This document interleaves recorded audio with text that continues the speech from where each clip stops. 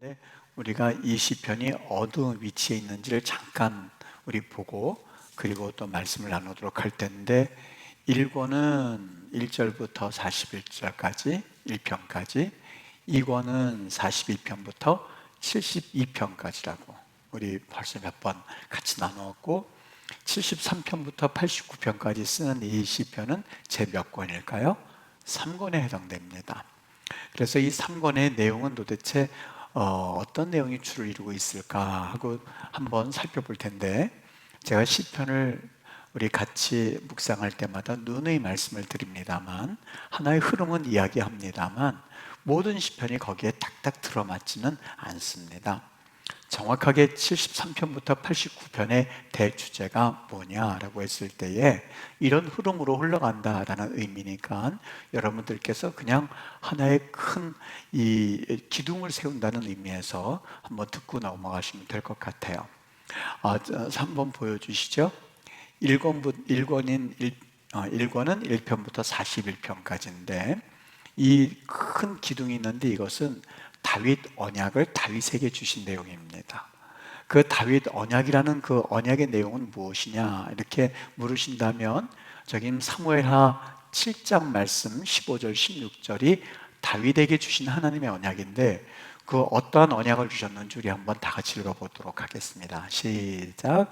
내가 네 앞에서 물러나게 한 사울에게서 내 은총을 빼앗은 것처럼 그에게서 빼앗진 아니하리라. 여기 그는 누구예요? 다윗. 너에게는 그 은총을 빼앗지 않을게. 참 큰 언약이시죠. 16절 시작.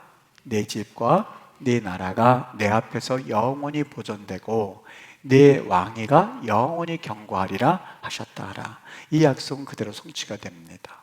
유다, 북이스라엘과 남쪽 유다로 나뉘어지게 되는데, 남쪽 유다의 그 왕조는 다윗 왕조가 계속해서 마지막까지 오직 다윗 한 왕조로 이어지는 것을 봤을 때에 하나님께서 다윗을 참 사랑하셨구나, 굉장히 사랑하셨구나. 내 집과 내 나라가 사울에게서 내 은총을 뺏은 것처럼 너한테는 그렇게 하지 않을게. 내 집과 내 나라가 내 앞에서 영원히 보존될 거야. 그리고 네 왕위가 영원히 경고할 거야 라고 하는 그런 약속을 주셨습니다. 여러분들 이 지금 이 땅 가운데서 그래도 다른 사람들과는 달리 내겐 이런 복이 있어 하는 게 분명히 있을 겁니다. 하나님께서 여러분들에게 내가 너에게서 여러 가지 힘들고 고통스러운 것은 후대들에게는 상관도 없게 할 거고, 네가 지금 받은 복을 그대로 네 후손들에게는 그대로 받게 할 거야. 그렇게 하면 마음이 어떠세요? 할렐루야 그렇게 나오지 않겠습니까? 할렐루야 하신 분들은 그대로 그 복이 있게 되기를 주님의 이름으로 정말 축복합니다. 정말입니다. 요즘 같아서는 하나님이 복을 주셔야 살지, 하나님이 우리에게 힘이 되시는 그런 믿음을 가지고 살지, 참 각박하고 힘들고 어렵고 두렵고 미래가 불투명한 시대에 살고 있구나 하는 것을 절실하게 느끼는 때가, 요즘처럼 이런 시대가 또 어디 있었겠는가 하는 생각이 들 정도입니다. 그렇죠? 그래서 이 다윗의 언약을 보면서 다시 한번 축복합니다. 하나님이 여러분들이 받는 그 고통과 그 어려움은 후대들에게는 씻은 듯 다 사라지게 하시고, 여러분들이 복이라고 여긴 그 많은 복들 가운데서 누구보다도 이 하나님을 섬기는 복, 저도 그런 것 같아요. 우리 자녀들이 다른 복도 물론 있어야겠지만 구원 얻고 정말 교회 충성하고 그리고 귀하게 목회자의 신앙생활 배우면서 믿음이 깊어지는 복을 하나님께서 첫 번째로 주셨으면 좋겠다. 만일 이것을 빼놓은 채 다른 복 주시는 것은 아무런 소용이 없다. 여러분들도 동일하게 그렇게 믿으시죠? 네, 저도 그렇습니다. 이 복은 하나님이 꼭 여러 가지 순서적으로 주시는 복이 있지만 이 복은 1차적으로 꼭 주셨으면 좋겠다. 그런 복, 하나님이 그런 복을 내 나라에서 빼앗지 않을 거야, 내게서 빼앗지 않을 거야 하는 것을 다윗에게 이렇게 말씀하셨어요. 굉장한 복이죠. 1편부터 41편까지 하나님께서 그러한 복을 하나님이 말씀해 주셨고, 다윗의 이 언약에 대해서 계속해서 얘기하시는 것을 볼 수 있습니다. 두 번째입니다. 2권입니다. 여기에서는 2권에서는 이 다윗에게 주신 네 집과 네 나라를 사울에게서 빼앗은 것처럼 그렇게 뺏지는 않을 거고, 네 왕위가 영원히 보존될 거고, 그리고 내가 그 복을 받게 할 거야 라고 하는 그 다윗의 언약이 이제는 솔로몬 시대로 접어들면서 그대로 이어지는 그런 내용이 2권에는 담겨져 있습니다. 여러분, 그런데요, 참 우리가 이 하나님의 이 언약하신 이 사건이 항상 아무런 시험 없이 그냥 흘러가는 것이 아닙니다. 항상 여기에는 하나님의 이 우리에게 주시는 그 복은요, 때로는 긴장감, 저 땅을 하나님이 이스라엘 백성들이 주실까? 주시지 않을까? 순종하면 주시고, 순종 못하면 하나님께서 또 그들에게 때로는 고난도 주시고 어려움도 주시는 그런 갈등이 있지 않습니까? 성경에 보면 3권이 그래요. 한번 보여주시죠. 다윗 언약이 실패한 것 듯한 그런 인상을 줍니다. 무슨 얘기일까요? 다윗이 때로는 하나님 앞에 범죄하고 또 하나님 앞에 처절하게 이 실패의 길을 걸어가면서 마치 이 다윗에게 주신 이 언약, 네 나라를 내가 절대 빼앗지 않고 네 왕위를 보존할 거야 라는 이 언약을 하나님이 흔드시는 건 아닐까? 아니, 하나님께서 그런 약속을 주셨는데 왜 이런 일들이 생겨나는 것이지? 라고 하는 그 비탄과 그리고 하나님을 원망함과 그리고 때로는 좌절됨에 관한 그런 메시지가 가득 차 있는 것이 3권. 오늘 우리가 이제 3권을 쓰실 때 그걸 느끼시게 될 거예요. 그러면 4권은 무슨 내용일까? 미리 알려드리면 머리 힘들고요. 일단은 3권까지만 이런 내용이구나. 3권 우리가 쓸 때에 다윗이 고통하고 하나님이 언약 주신 그 사건에 대해서 아니 왜 이렇게 되는 거지? 라고 하는 그런 답답함이 있고 우리가 삶을 살아갈 때 여러분, 여러분의 시인이 그렇습니다. 살아가다 보면 제일 힘든 게 뭔지 아십니까?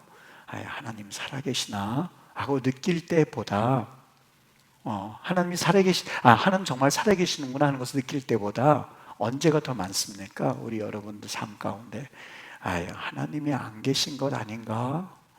자녀가 속을 썩히고 그리고 물질도 때로는 내가 이렇게 손해도 보고 그리고 병들면 여러분 이렇게 건강한 것 같지만 병원복 한 번만 입어보십시오. 갑자기 뭔가 어디가 이 힘든 사람처럼 금방 느껴지는 거 느껴보셨습니까?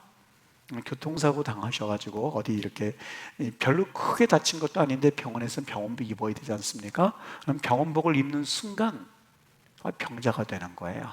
간호사님이 와가지고 이렇게 하세요 그러면 조금까지만 해도 아가씨로 보였었는데 갑자기 이렇게 하세요. 갑자기 그냥 우리의 어떤 이 신변을 좌지우지하는 사람들처럼 자신이 확 떨어지는 거 여러분 느끼시지 않습니까? 여러분, 하나님은 정말 살아계시는구나 하고 우리가 느낄 때보다 하나님은 안 계신 것 아닌가 하는 것을 느끼고 살아가는 것이 훨씬 더 많은 우리의 삶입니다. 오늘 73편 바로 그것을 느낀 내용이 담겨져 있습니다. 조금 아까 뭐라고 그랬죠? 다윗의 언약이 실패한 거 아니야? 라고 하는 실망과 좌절이 가득 차 있는 내용이 담겨져 있다고 했는데 1절과 2절 볼게요. 시작.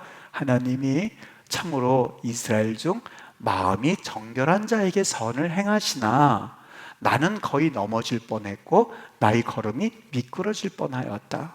무슨 얘기입니까? 하나님은 정결한 자에게 선을 행하시는데 그렇다면 나한테는 왜 이러시지? 무슨 일이 있었을까요? 넘어질 뻔했고 물질적으로 손해보고 그래서 그냥 완전히 망할 뻔했고 내 걸음이 미끄러질 뻔했다. 어휴, 이 교통사고 나서 죽을 뻔했네. 천만다행이네. 어휴, 이거 암 조금만 늦게 발견했으면 나는 이 세상 사람이 아니었네. 경제적으로 파탄에 접어들고 건강 잃어버리고 그리고 과거에 있었던 자신감은 온데간데 사라지고 지금 그 일을 당했을 때에 정말 하나님 살아계시나 하는 것을 오늘 시인편 기자는 느꼈던 겁니다. 하나님은 분명히 하나님을 잘 믿는 사람에게는 하나님이 은혜를 주시고 그 사람들을 하나님이 복을 주신다고 분명히 우리는 믿었는데 살다 보면 어떻습니까?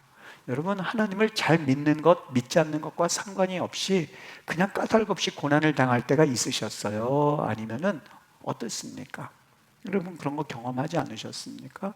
나는 그래도 주일 꼭 그래도 하나님을 믿는다고 하는데 왜 이렇게 삶이 힘들까? 하나님 앞에 11조 예물을 드린다고 하는데 분명히 하나님께서 물질의 복을 주신다고 하셨는데 나 사는 거는 왜 이럴까? 아파트 값이 막 올라간다는 얘기 들으면서 여러분 좌절감 느끼지 않으셨습니까? 여기 분명히 선한 사람은 분명히 하나님께서 은혜를 주신다고 그러셨는데 선한 사람은 고통을 당하고 악한 사람은 오히려 형통하니 이게 어찌된 일입니까? 이렇게 오늘 시인이 이야기하고 있습니다. 여러분 시편을 읽다 보면요 위로를 받을 때가 많아요. 그 이유는 내가 당하는 고통을 나만 당하는 것이 아니라 누구도 당하고 있어요. 오늘 시인, 여기 시를 적어놓은 이분도 똑같이 그런 고통을 당하고 있었던 거예요.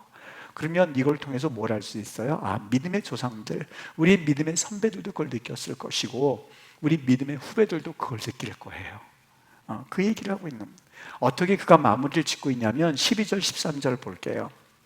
12절 13절이요 마무리 짓는 겁니다. 시작. 볼지어다 이들은 악인들이라도 항상 편안하고 재물은 더욱 불어나도다. 내가 내 마음을 깨끗하게 하며 내 손을 씻어 무죄하다 한 것이 실로되다. 무슨 얘기일까요? 아니 저 교회를 안 다니는 저 사람들은 어떻게 해요? 주식을 하면 그냥 빵빵 터지고 그리고 항상 평안하고 큰 그런 대궐 같은 집에서 살고 여러분 연예인들 보십시오. 교회 나간다는 소리 한 번도 안 합니다. 그런데 그들이 살아가는 그 모습은 어때요? 어쩜 저렇게 살아갈까 하는 것을 보지 않습니까? 재물은 어떻게 하다고요? 더욱 여기 보세요. 절 보시면 여기 재물은 어떻게 하다고요? 재물은 어떻다고요? 여기 더욱 불어난다고요. 아니 나는 단칸방 신세를 면하지 못하는데 저 사람들은 한 번 샀더니 하룻밤 샀더니 아파트 값이 몇 억이 올라났다고 뭐 했더니 그러면 여러분 마음이 어떻든가요? 세상은 원래 그래 그러세요? 아니면 마음이 쓰리고 아프고 그렇습니까? 아니 분명히 나는 하나님을 믿는다고 믿는데 저 하나님을 모르는 사람들은 막 재산이 불어나도 아주 노골적으로 표현하고 있잖아요. 재물은 더욱 불어나도다. 악인들이라도 항상 편안하다. 오히려 마음에 근심 걱정 없이 살고. 그래서 이 시인이 어떻게 결심을 해요? 내가 마음을 깨끗하게 하고 내 손을 씻으면서 나는 죄가 없어요 라고 하면서 하나님 앞에 항상 하던 것이 뭐라고요? 그게 갑이 있었다? 아니면 그게 여기 뭐라고 돼 있어요? 아니 날 보지 마시고 여기를 보세요.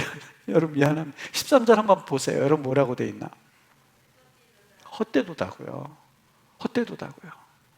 아유, 그 세상 말로 말하면 아유 헛짓거리 했네. 하나님 믿는다고 한 모든 것들을 헛짓했네 그 소리예요. 여러분 얼마나 이 시인의 이런 시를 읽다 보면 저는 시편이 참 때로는 우리의 마음을 위로해 주는 것 같아요. 아이 나만 그런 줄 알았는데 이 시인도 그렇게 생각을 하고 있었구나.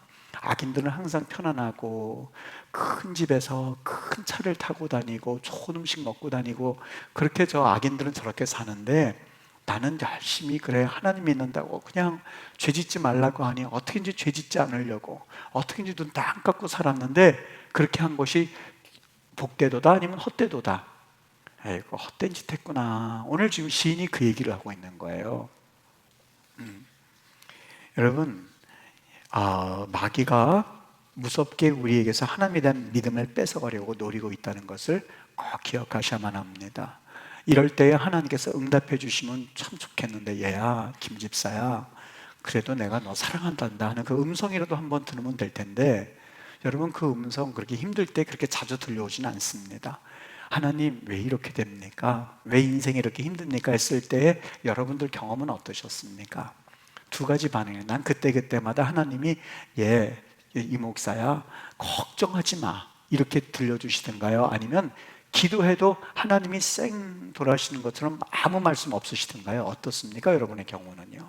시편의 경우는 어땠냐면 14절과 16절 보세요. 그렇게 됐을 때 하나님이 뭐라고 그러시냐면 14절 읽어볼게요. 시작.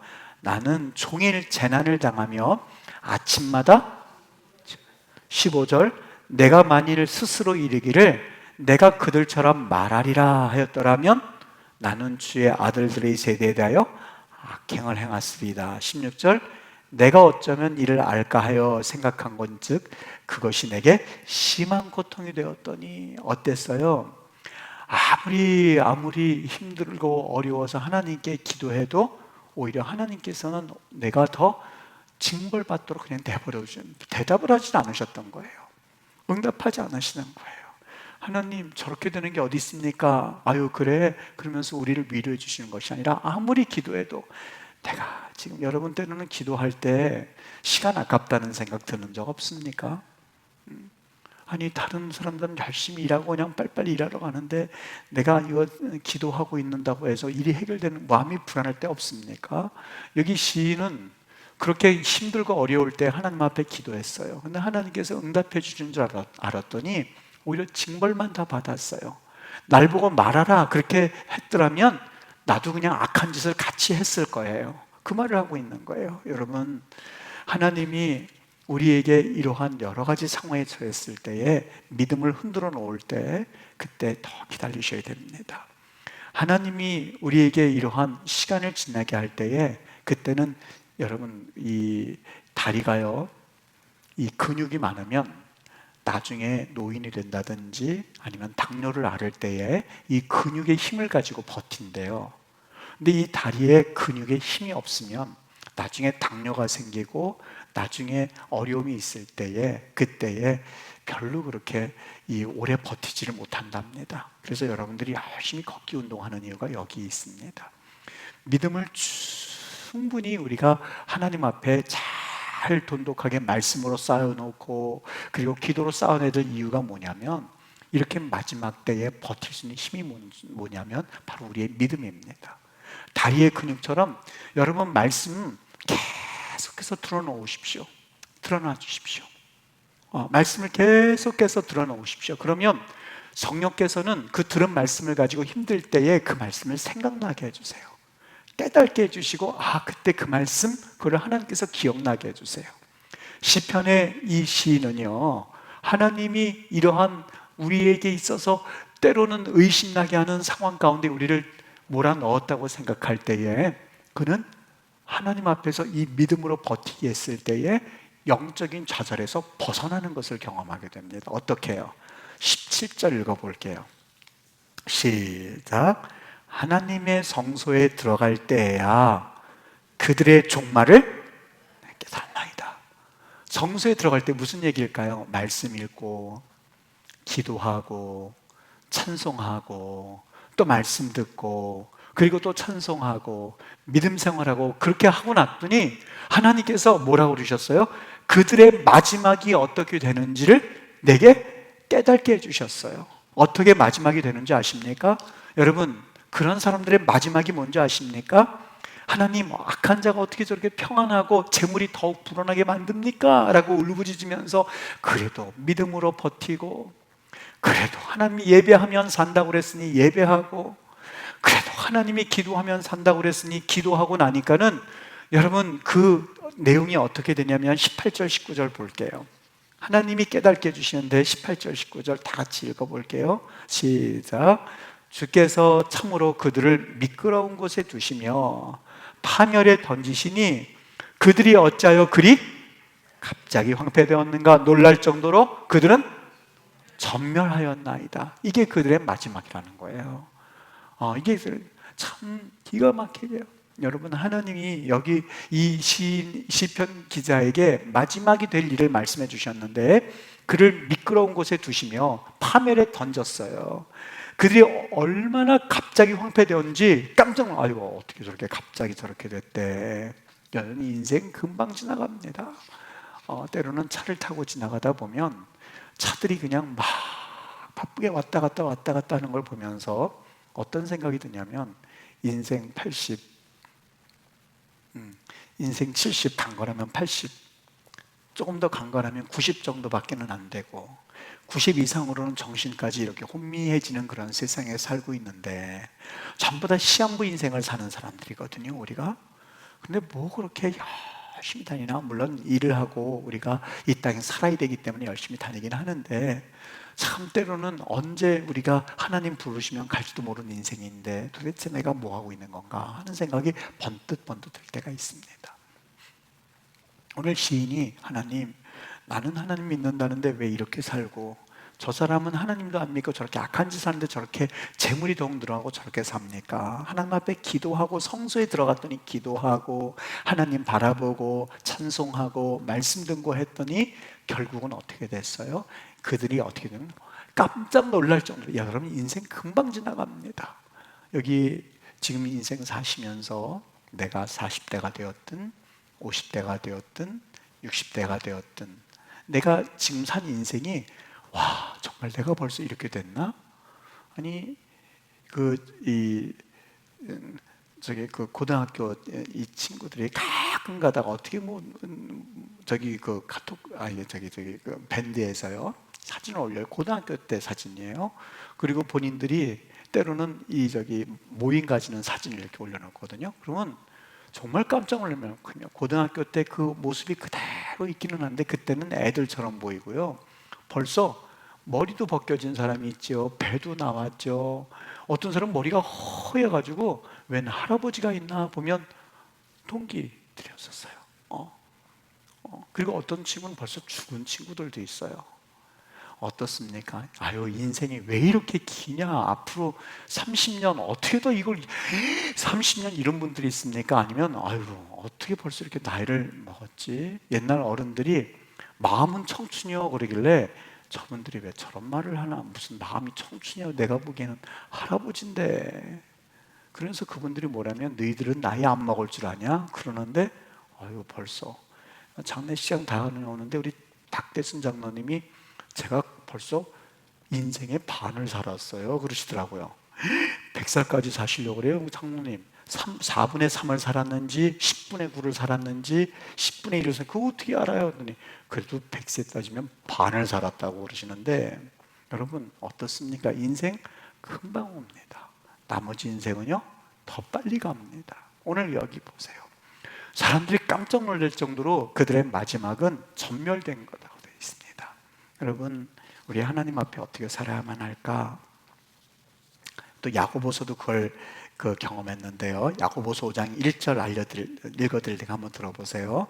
들으라, 부한 자들아, 너희에게 임할 고생으로 말미암아 울고 통곡하라. 여러분, 얼마나 이게 기가 막힌 얘기입니까? 부자가 불쌍하다뇨, 울고 통곡하라고 하느뇨. 왠지 아십니까? 영적으로 눈이 뜨이지 않으면, 영적으로 우리의 눈이 확 열리지 않으면 도대체 왜 부자가 불쌍한지를 알 수가 없습니다. 여러분, 야고보 사도가 부자 되고 싶지 않았겠습니까? 아니요. 누구든지 부자는 되고 싶죠. 편리하게 살고 싶죠. 근데 영의 눈을 확 뜨고 보니까는 그들이 울고 통곡해야 된다는 거예요. 왜냐하면 2절과 5절을 읽어드릴 테니까 한번 보세요. 자, 들어보세요. 그들이 왜 울고 왜 통곡해야 되냐면, 너희 재물은 썩었고 너희 옷은 좀을 먹었으며 너희 금과 은은 녹이 슬었으니 이 녹이 너희에게 증거가 되며 불같이 너희 살을 먹으리라. 너희가 말세의 재물을 쌓았도다. 5절입니다. 너희가 땅에서 사치하고 방종하여, 그 재물 때문에 방종하여 살육의 날에 너희 마음을 살찌게 하였다. 너희 마음은 살찌게 했으니, 마음이 그냥 살이 쪘으니, 심령이 가난한 자가 하나님을 본다고 그랬는데 심령이 부해서 나는 하나님이 필요 없어 라고 말하는 그 심령 때문에 너희들이 울고 통곡해야만 하는데, 인생 얼마 살지 못하는데 영원히 살 것처럼 살다 보니까 어느새인가 벌써 하나님 나라에 하나님께서 부르셔야 할 날짜가 벌써 온 거예요. 악한 자가 어떻게 될지, 그리고 마지막 날 어떻게 될지 야고보 사도는 보았었던 겁니다. 여러분, 그때는 아무런 원망도, 아무런 불평도, 질문도 사라지게 됩니다. 질문도 사라지게 됩니다. 용서하시고 들으시길 바랍니다. 참 그래서는 안 되는데 여러분 용서하시고 들으세요. 이제 저에게도 동기 목사님들이 있지 않습니까? 그런데 다 그런 건 아닌데요. 다 그런 건 아닌데 간혹 가다가 때로는 그런 경우가 있어요. 성도님들이 많고 교회가 크고 그러면 더 겸손하게 섬기면 참 멋있어 보여요. 근데 그렇지 못하는 경우가 간혹 있어요. 어깨를 세우고 그리고 힘을 주고 그럴 때가 가끔가다 있어요. 그리고 또 어떤 동기들은 그냥 정말 하나님 앞에 충성하는데 항상 그렇듯이 시골에서 충성하고 그냥 이 농부들하고 같이 땀 흘리고 그러면 뭐 언제 차리고 뭐 그럴 시간이 어디 있습니까? 새벽 예배 농사 지러 나가시는 분들 시간 맞춰서 얼른 새벽 예배 드리고 또 참 있으면 참 갖다 드리고 막 시골로 걔가 그렇죠. 그러면 만나더라도 양복을 입고 나오는 게 아니라 그냥 바지 이렇게 툭툭 턴거가지고 시골 아저씨처럼 나와요. 얼굴은 할아버지처럼 돼요. 그러면 이렇게 모이면 이렇게 어깨를 피는 것이 아니라 쭉 늘어져 가지고 위로를 받아야 될 분들이세요.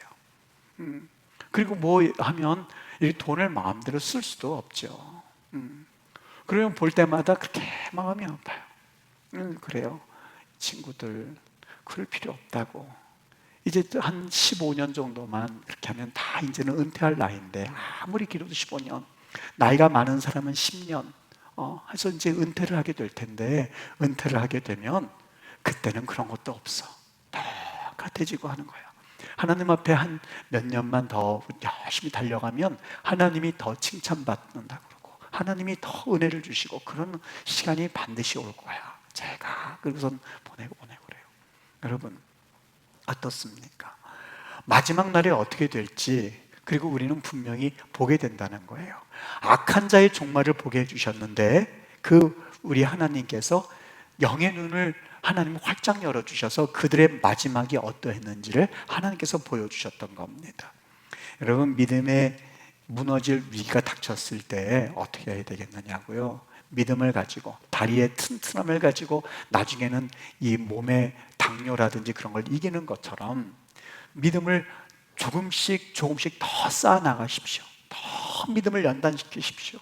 이래도 믿음, 또 하나님 앞에 때로는 시험을 당해도 주여, 그리고 내가 말씀 듣고 위로받고 신앙을 자꾸 연단해야만 합니다. 여러분 이 쇠는 두들기고 옛날 대장장이, 옛날에는 그런 게 꽤 있었어요. 동네마다요. 쇠를 뻘겋게 달궈가지고 그냥 두들겨요.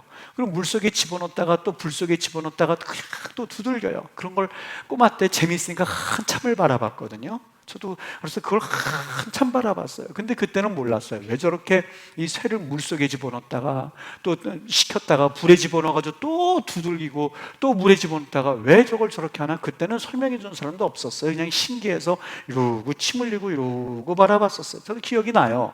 학교 갔다 오면 그 불에다 막 집어넣고 나오면 땅땅땅 두들겨 보면 한참을 꼭 바보처럼 하염없이 쳐다보면 어머니가 야, 너 뭐하냐? 그러면은 아유 학교 가야지. 그리고 학교 가기도 하고 항상 그랬었어요.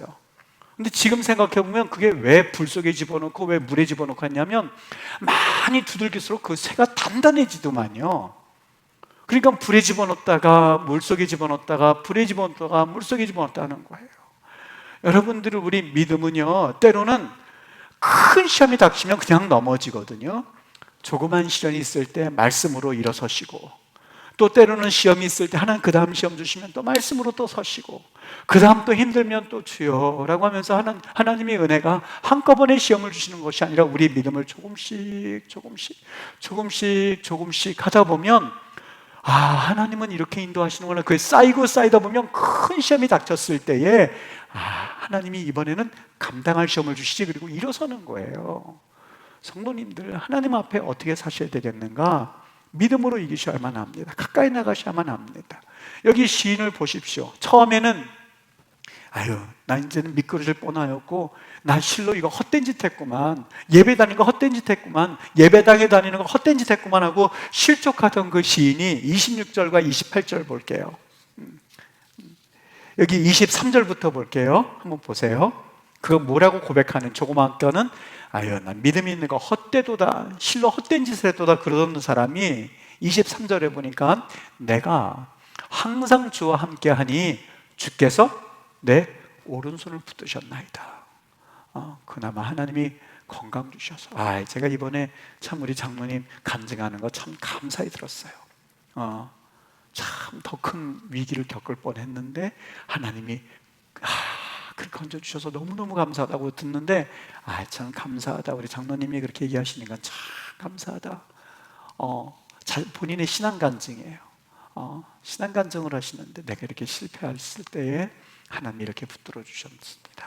또 이렇게 붙들어 주셔서 그 얘기를 듣는데 마음이, 야, 참 감사하다, 너무너무 감사하다, 그런 생각을 했는데, 여기 시인이 그래, 내 오른손을 붙드셨나이다. 24절, 후에는 영광으로 나를 영접할 거다. 25절 뭐 베껴요? 이제는 부자들이 더 재물만 더 많게 하고 이러던 사람이 뭐라고 그래요?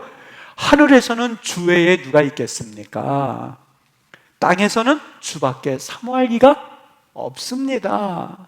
26절이요, 내 육체와 마음은 시련을 당하고, 그리고 내 육체와 마음은 때로는 시험 환난으로 인해서 쇠약하지만 뭐라고 고백하고 있어요? 하나님은 영원한 반석이요 영원한 분기시라. 28절, 아주 위대한 고백을 하고 있죠. 하나님께 가까이함이 내게 복이라.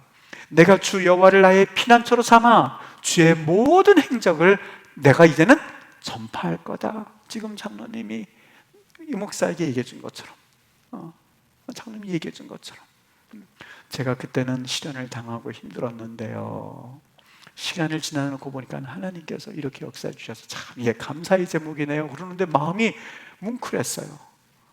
하나님을 떠날 수도 있어. 웬만한 사람은 떠날 수도 있고, 하나님이 계시면 어떻게 계셔? 그럴 수도 있는데, 하나님이 그래도 완전히 다 망가뜨리진 않으시고 그 그루터기처럼 남겨주셨다가 그 다음 또 살려주시고, 살려주신 거 보면 하나님 정말 오묘합니다. 그러는데 마음이 감동이 됐어요. 하나님께 가까이함이 내게 복이라. 내가 주 여호와를 나의 피난처로 삼아 주의 모든 행적을 이제 전파해, 목사에게 그거를 전파해 주는 거예요. 하나님 이렇게 하셨으면 전파해 주는 거예요. 예수님께서 제자들에게 신신당부하신 말씀이 있습니다. 뭐라고 신신당부했나? 요한복음 16장 16절이요, 이렇게 신신당부하세요. 조금 있으면 너희가 나를 보지 못하겠고 또 조금 있으면 나를 보리라. 그러니 22절에 너희가 근심하나 내가 다시 너희를 보겠다. 마지막 날에 주님 볼 걸 소망하시는 거예요. 여러분, 악한 세상을 보면 아무도 하나님을 안 믿을 것 같아요. 그러나 여러분, 그 가운데서 믿는 자들은 하나님 앞에 든든히 서는 역사가 있습니다. 든든히 서는 역사가 있어요. 우리 여기 앞에 계신 장로님도 또 간증을 하는 걸 제가 듣다 보면 참 얼마나 감사한지 몰라요. 전혀 황무지 같은 땅에서 하나님께서 그래도 거기에서 잎이 나게 하시고 뿌리가 나게 하시고 새싹이 돋게 하는 그런 일들을 간증하는 걸 보면 하나님은 살아계시구나. 웬만한 사람 같으면 그냥 나가 떨어졌을 법한 그런 환경에 그 분들이 있어요. 그런데 목회자가 보더라도 어떻게 저런 환경에서 저렇게 견디시지 하는 그런 환경에서 견뎌나가는 걸 보면 참 하나님 위대하세요. 견뎠더니 거기에서 뿌리가 나고, 장로님 그죠? 뿌리가 나고 잎이 나고 새싹이 돋고 희망이 보이고 소망이 보이고 하나님이 일하시겠구나 하는 그 일들을 조금씩 보다 보면 여기 하나님 참 위대하다는 생각이 듭니다. 제가 이 간증만 하고 마칠게요. 간증이 아니라 이 예화죠. 선교사님 얘기입니다. 아돈이람 저던 선교사가, 여러분, 이 선교지에 갔다 미얀마에서 다 아내도 죽고 아들도 다 죽었습니다. 여러분, 다 끝났죠. 자기가 번역했던 성경 다 불태워져 버렸습니다. 다 끝났어요. 뭐가 남겠습니까? 아내도 죽죠. 고문당해서 아들도 죽었죠. 자기도 고문을 당했죠. 다 죽었어요. 여러분, 이거 끝난 거 아닙니까? 끝났다 생각하는데 자기 아버지가 고난당하는 것을 두 눈으로 지켜봤었던 아들을 저드슨이 나 목회할래, 목회로 들어선 거예요. 교회를 세우고 아주 기가 막힌 목회를 하게 되었는데, 여러분, 교회 유치원 있죠? 최초로 교회 유치원을 세운 그 목사님이 누굴까요? 지금 누구 말하는 것 같아요? 에드워드 저드슨, 그 선교사님 아들. 그때서부터 유치원 시작한 거예요. 체육관 누구부터 시작했을까? 이 교회에서부터 시작한 거예요. 어린이집 어디서부터 생겨났을까? 이 목사님으로부터 생겨난 거예요. 열매들이 자꾸 생겨나는 그 엄청난 광경. 아버지가 목회하면서 힘들고 어렵고 고생하고 고난당하고 혼란당하고 자기 엄마는 죽고 형도 죽고 다 아무것도 남지 않은 그런 상황 가운데서 나는 그래도 하나님 앞에 설래. 아이, 금요일 날 그냥 실명 말해도 괜찮을 것 같아요. 여기 없으니까. 그 준혁이 아시죠?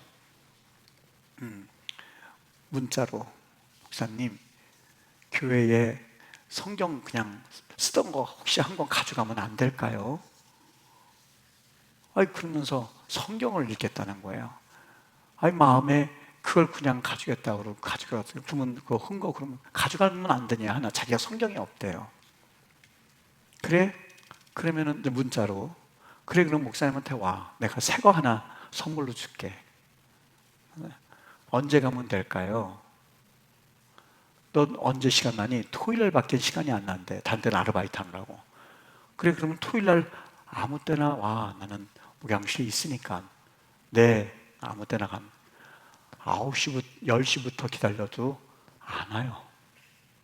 5시까지 기다렸는데 7시간이 기다렸는데 이 녀석이 빨리 와야 나도 볼 일도 보고 잠깐 식사도 하러 가고 안 오는 거예요. 5시가 됐는데 안 와요. 이 녀석이 분명히 오늘 온다고 그랬는데 오늘 안 오나. 9시 42분이 됐는데 목사님 지금 어디 계시냐고. 너 오늘 너 기다리라고 해서 기다리고 있었잖아. 그럼 지금 갈까요? 거의 12시간을 기다려가지고 왔어요. 왔는데 일하고 왔대요. 일하고 왔는데 성경책 준다는 말에 성경 준다는 말에 써가지고 목사님 자기 이제부터 이거 읽겠대요. 읽겠대요. 믿음생활 그 대전 내려가서 있으면서 하고 읽고 일할 때도 읽고 성경 읽겠대요. 마음에 참 하나님 앞에 감사했습니다.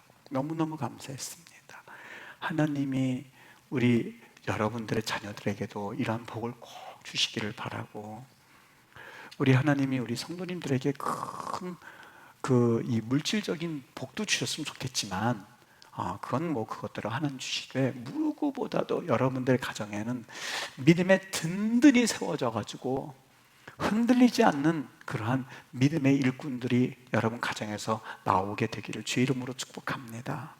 그 목사님이 뭐라고 그랬냐면, 이 에드워드 아까 그 선교사님, 자기 엄마 죽고 다 했던 그 선교사님 뭐라고 그랬냐면 이렇게 말했어요. 우리가 고통 없이 성공했다면 그것은 앞서 다른 사람이 고통을 받았기 때문이다.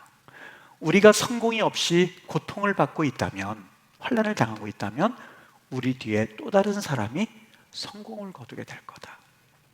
성도님들 잘 이 말씀만 새겨 들으세요.